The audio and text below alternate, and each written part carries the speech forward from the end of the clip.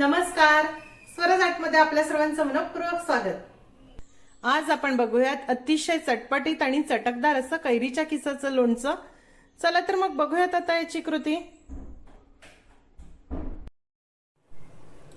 कैरीच्या किसाचं लोणचं बनवण्यासाठी सर्वप्रथम आपल्याला लागणार आहे पाव किलो ही लोणच्याची कैरी।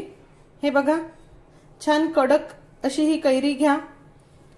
हाताने दबणारी थोडीशी मऊ झालेली कैरी लोणच्यासाठी घेऊ नका, ते लोणचं टिकत नाही।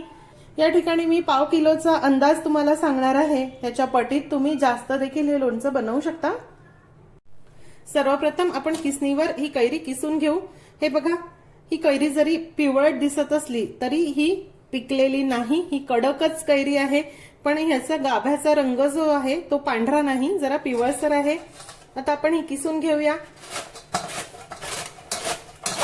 मी सालीसहच ही किसणार आहे, तुम्हाला साल नको असेल तर तुम्ही ही काढून देखील घेऊ शकता।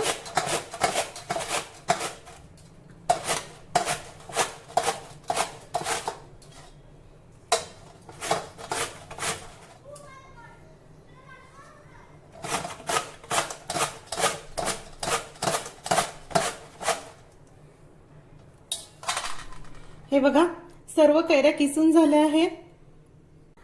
त्यानंतर आपण मसाला भाजून घेऊ। त्यासाठी आपल्याला लागणार आहे 1 टीस्पून मेथी दाणे। हे ग्रॅम मध्ये मोजले तर बरोबर 5 ग्रॅम मेथी दाणे आहे। मेथी दाणे मंद गॅसवर खमंग भाजून घेऊ।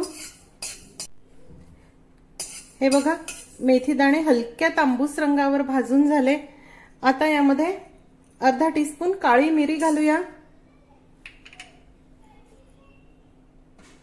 7 ते 8 लवंग, हे देखील आपल्याला थोडं भाजून घ्यायचं आहे, म्हणजे यातील मॉइश्चर निघून जाईल। झालंय हे भाजून, आता आपण हे काढून घेऊया। इथे कढईमध्ये साधारण 3 टेबलस्पून तेल मी गरम करायला ठेवलं आहे।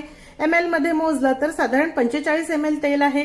लोणचं टिकण्यासाठी तेला मिठाचं प्रमाण हे व्यवस्थित लागतं। आपल्याला जर लोणचं टिकवून ठेवायचं असेल तर तेल मीठ थोडं जास्त घालावं लागतं। तुम्ही तात्पुरतं लोणचं करणार असाल तर तेल आणि मिठाचं प्रमाण कमी घेतलं तरीही चालेल। हे तेल आता आपल्याला व्यवस्थित धूर निघेल एवढं गरम करून घ्यायचं आहे। मी या ठिकाणी शेंगदाण्याचं तेल वापरलं आहे, तुम्ही रिफाइंड ऑइल देखील वापरू शकता। हे बघा, तुम्ही बघू शकता तेल मस्त गरम झालं, कडेनी वाफ दिसत आहेत। आता आपण गॅस बंद करूया आणि हे तेल थोडं कोमट होण्याची वाट बघूया। अगदी गरम तेलामध्ये आपल्याला मसाले घालायचे नाहीत, ते करपतात, त्यामुळे हे थोडंसं हलकं गरम होईल अशी वाट बघू। हे तेल आता जरा थंड झालं आहे, हलकंसंच गरम आहे। आता यामध्ये आपण 2 टेबलस्पून ही मोहरीची डाळ घालूया। ग्रॅम मध्ये मोजली तर साधारण 20 ग्रॅम मोहरीची डाळ आहे। थोड्या हलक्या गरम तेलामध्ये मोहरीची डाळ घातली की यातील मॉइश्चर निघून जातं।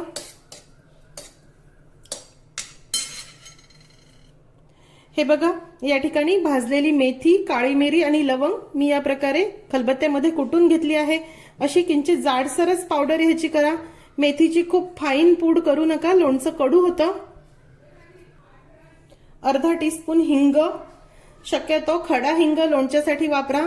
रेडीमेड हिंगाची जी पावडर असते त्यामध्ये बरेच वेळा गव्हाचं पीठ मिक्स केलेलं असतं, त्यामुळे खडा हिंग कुटून वापरा।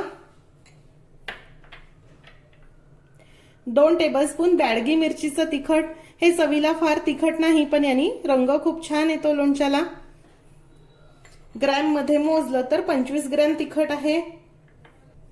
आणि 1 टेबलस्पून मीठ, हे मीठ जर ग्रॅम मध्ये मोजलं तर साधारण 25 ग्रॅम मीठ आहे। तुम्हाला जर लोणचं वर्षभरासाठी टिकवून ठेवायचं असेल तर तुम्ही 35 ते 40 ग्रॅम मीठ यामध्ये घाला। मी थोडं कमी मीठ घालते आहे, कारण लोणचं कमी प्रमाणात आहे। आता आपण हे मिक्स करूया।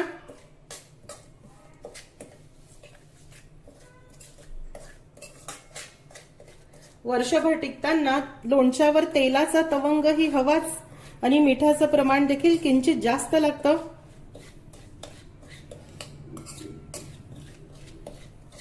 बघा किती मस्त रंग याला आला आहे। लोणच्याचा खार किंवा लोणच्याचा मसाला तयार आहे।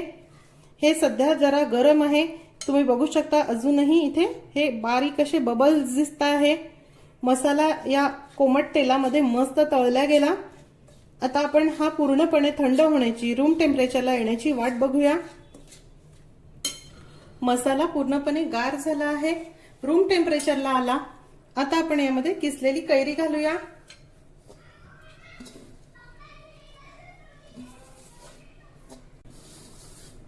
आता यामध्ये साधारण 3 टेबलस्पून किसलेला गुळ, गुळाचं प्रमाण हे तुम्ही तुमच्या आवडीनुसार कमी अधिक करू शकता किंवा आवडत नसेल तर गुळ नाही घातला तरी चालेल। पण ही कैरी, लोणच्याची कैरी ही खूप आंबट असते, त्यामुळे थोडासा गुळ घातला की लोणचं रसरशीत देखील होतं आणि याची चव देखील वाढते। आता हे नीट मिक्स करून घेऊया। गुळ विरघळला की हे छान रसरशीत असं लोणचं तयार होतं। ज्यांना खूप गोड लोणचं आवडते त्यांनी जास्त प्रमाणामध्ये गुळ घातला तरी चालेल। हे बघा, तुम्ही बघू शकता हे लोणचं नीट मिक्स झालं। हे लोणचं आता जरा मुरल्यानंतर मी तुम्हाला दाखवते। सध्या हे काढण्यासाठी तयार नाही, लोणचं मुरण्यासाठी साधारण 2 दिवस तरी वेळ लागतो। अतिशय चटकदार आणि चटपटीत असं कैरीच्या किसाचं लोणचं तयार आहे। हे बघा तुम्ही याचं टेक्स्चर, लोणचं जसं जसं मुरेल तसं तसं ह्याची चव खूप मस्त येते। या लोणच्यामध्ये जर तुम्हाला बरणीमध्ये भरताना तेल कमी वाटत असेल आणि जास्त दिवसासाठी टिकवायचं असेल तर थोडं तेल गरम करून लोणचं मुरल्यानंतर 2-3 दिवसांनी बरणीमध्ये घाला। बरणीमध्ये नेहमी करता लोणच्यावर असा थोडासा तेलाचा तवंग असायला हवा, म्हणजे याला लवकर बुरशी येत नाही। किंवा असं कमी तेलाचं जर लोणचं तुम्ही बनवलं तर तुम्ही ते शक्यतो फ्रीजमध्ये ठेवा, कारण आपण ह्याची बाठ देखील काढलेली असते। बाठेमुळे देखील लोणचं टिकण्यास मदत होते, पण आपण हे किसून करतो त्यामुळे याची बाठ देखील नसते। त्यामुळे शक्यतो फ्रीजमध्ये ठेवा, म्हणजे लोणचं 5 ते 6 महिने देखील सहज टिकतं।